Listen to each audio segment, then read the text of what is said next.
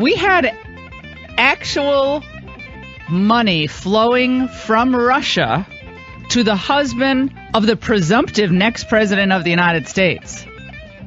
With the $500,000 speech that Bill Clinton was paid for, of course, we had the obscene decision to allow a Russian-backed company to buy 20% stake in our uranium, which should never have been approved, and Hillary Clinton was on the committee that approved it. We had this bribery kickback graft scheme that whistleblower spoke more about, with the Russians trying to influence the whole process. We have the failed Russian reset with Hillary in the button in Moscow with Sergei Lavrov. That's still one of the funniest things ever. We had all this stuff happening. Plus, I haven't even gotten into the hazelnut story of the Rodham brothers, Hillary's brothers. This is back in the 90s. Okay, so these guys have been so mucked up in Russia for so long, and there just was an intense lack of curiosity on the part of people like Jeff Toobin. Oh, come on. Yeah, so Qatar gave donations to the Clinton Foundation as they were trying to meet with Hillary Clinton at State Department on something. That.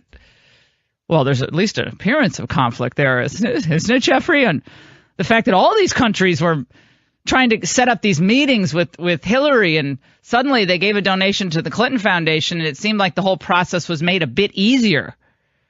But now, Jared Kushner doesn't get his security clearance, which, look, people working in the White House should be able to get a security clearance. I agree with that. But it would be nice if there was even a hint of the people, the legal analysts and the pundits on the left, reminding everyone that they did not think Hillary, as Secretary of State, had any conflict problem or any email concern with that private server. It only seems to go one way. The conflict only seems to go one way. It goes to Trump. Trump must have a conflict. There was such rank speculation on CNN today.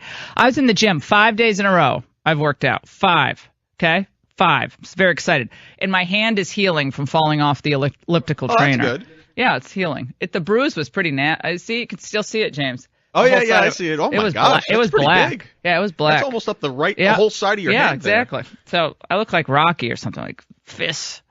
But I'm watching this thing in the gym.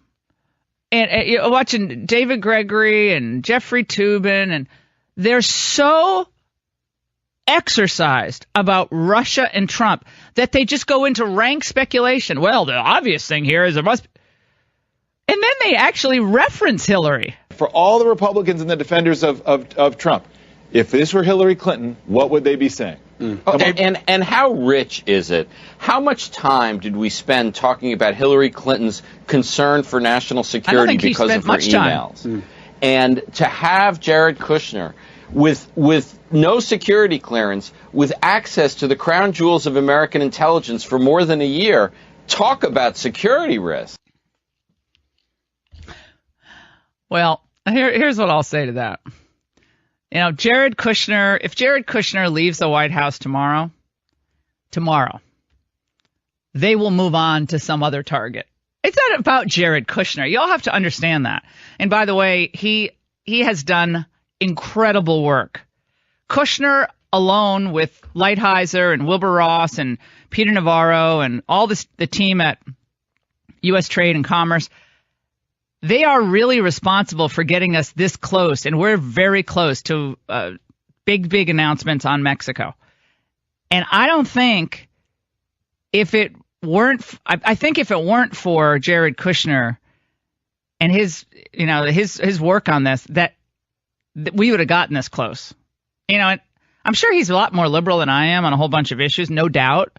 But I'm just talking about what he's actually been doing.